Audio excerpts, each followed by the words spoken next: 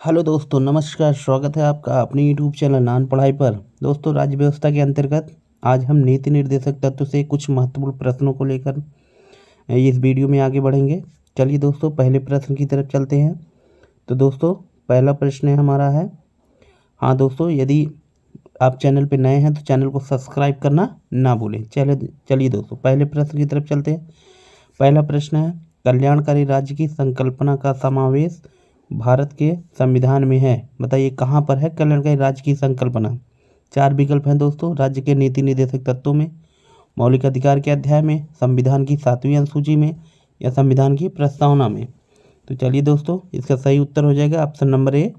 राज्य के नीति निर्देशक तत्व में कल्याणकारी राज्य की क्या है, संकल्पना का समावेश है। चलिए अगले प्रश्न की तरफ चलते हैं। अगला प्रश्न है दोस्तों, राज्य के नीति निर्देशक सिद्धांत एक ऐसा चेक है जो बैंक की सुविधा अनुसार अदा किया जाता है। किसने कहा था? प्रश्न है दोस्तों, राज्य के नीति निर्देशक सिद्धांत एक ऐसा चेक है जो बैंक की सुविधा अनुसार अदा किया जाता है। किसने कहा था यह?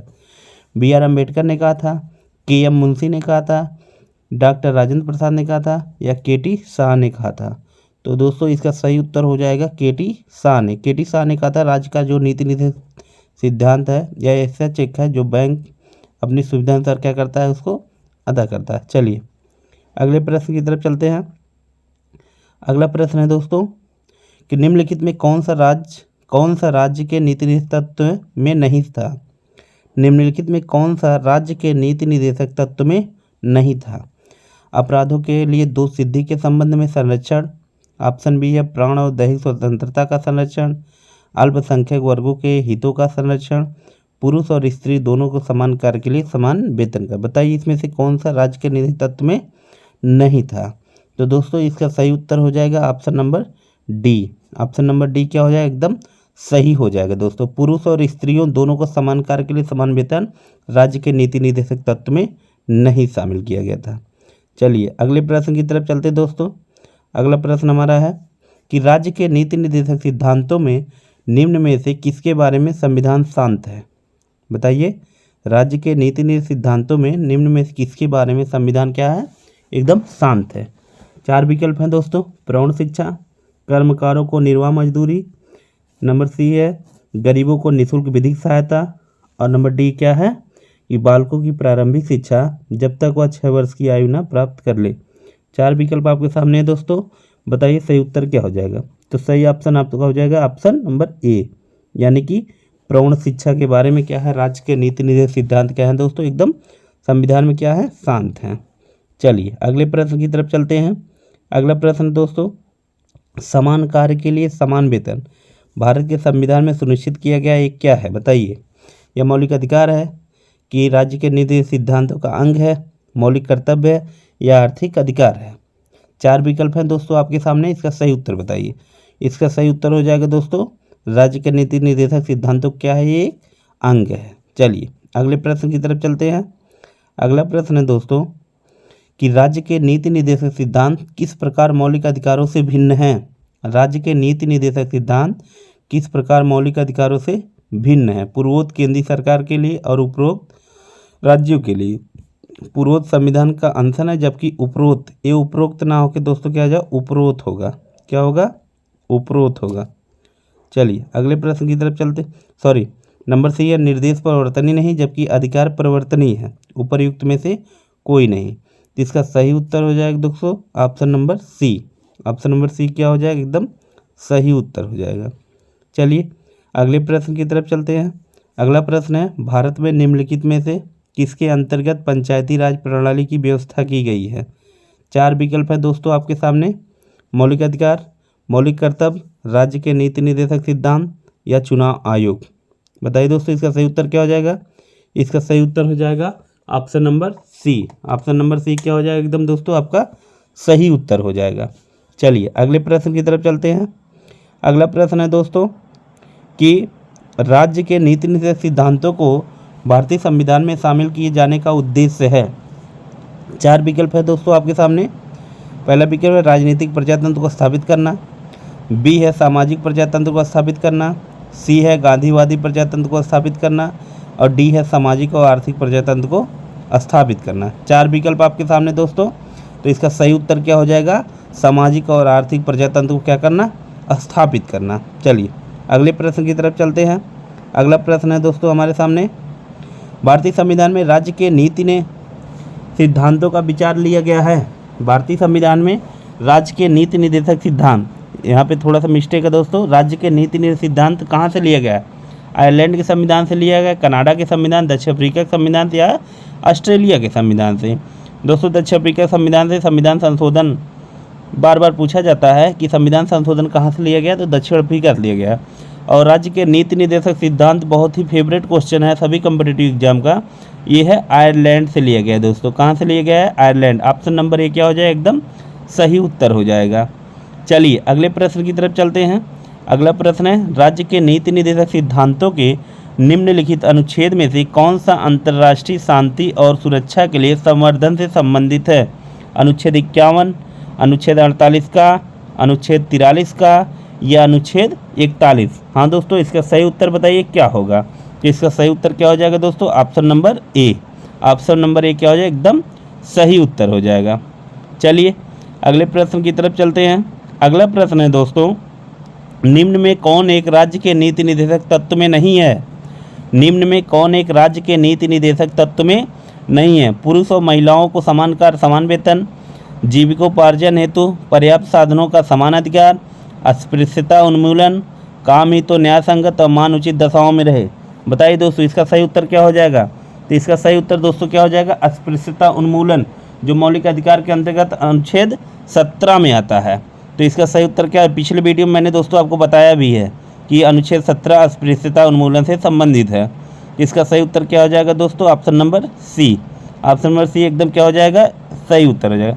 हाँ दोस्तों पिछले वीडियो में जितने भी दोस्तों ने वीडियो में कमेंट और लाइक किया और अपने दोस्तों के पास शेयर किए हैं, हमारी टीम का हौसला बढ़ाने के लिए आप सभी लोगों को बहुत बहुत धन्यवाद। चलिए अगले प्रश्न की तरफ चलते हैं। अगला प्रश्न है दोस्तों कि भारत के कल्याणकारी राज्य होने का विचार पाया जाता है।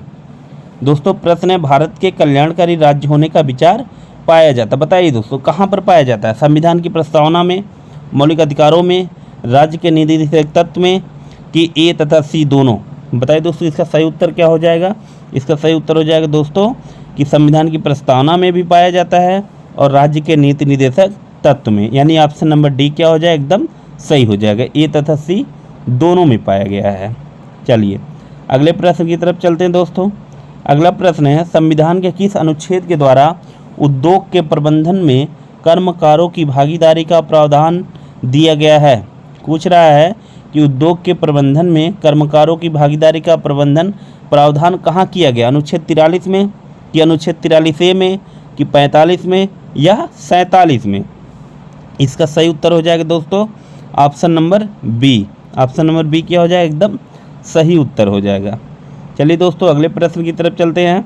अगला प्रश्न है दोस्तों, निम्नलिखित में से कौन सा एक राज्य के नीति निर्देशक तत्व नहीं है। बताइए दोस्तों कौन नीति निर्देशक तत्व नहीं। चार विकल्प, मद्य निषेध, गौ संरक्षण, पर्यावरण संरक्षण या 14 वर्ष की आयु तक के बच्चों को जो निःशुल्क शिक्षा दी जाए। बताइए इनमें चारों में से कौन सा विकल्प एकदम सही होगा। तो चारों में से दोस्तों क्या हो जाएगा, चौथा विकल्प एकदम क्या हो जाएगा, यह सही हो जाएगा। 14 वर्ष की आयु के बच्चों को निःशुल्क शिक्षा, यह एक मौलिक अधिकार का क्या है, मौलिक अधिकार के अंतर्गत आता है। चलिए अगले प्रश्न की तरफ चलते हैं। अगला प्रश्न है दोस्तों आपके सामने है, निम्नलिखित में कौन एक मौलिक कर्तव्य नहीं है। चलिए ये बताइए कि मौलिक कर्तव्य कौन नहीं है। राष्ट्रगान का सम्मान करना, दोस्तों सबको पता है कि अपने राष्ट्रगान का सम्मान करना चाहिए। राष्ट्रीय संपत्ति का बचाव करना, जी दोस्तों राष्ट्रीय संपत्ति का बचाव करना सबका मौलिक कर्तव्य है।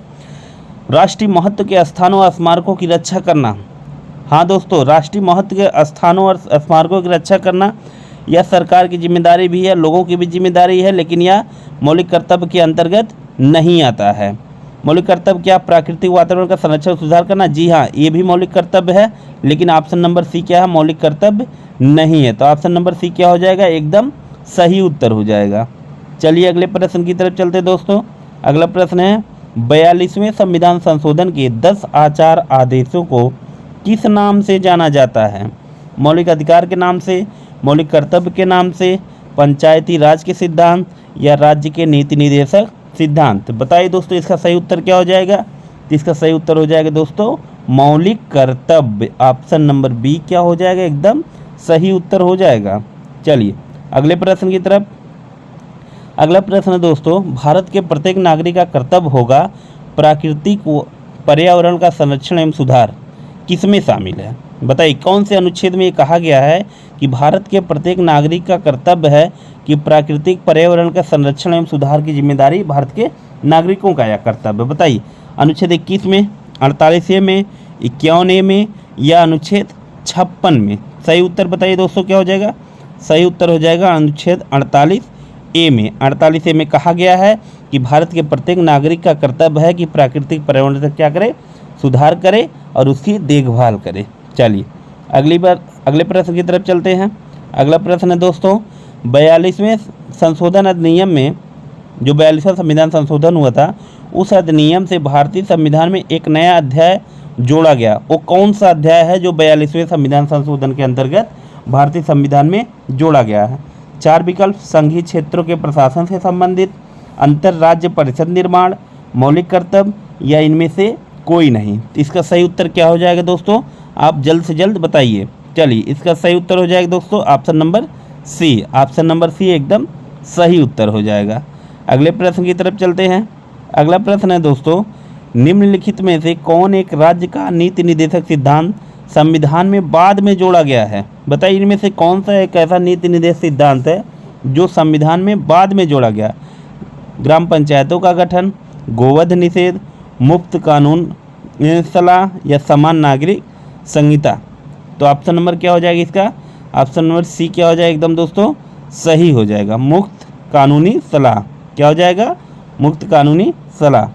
चलिए अगले प्रश्न की तरफ चलते हैं।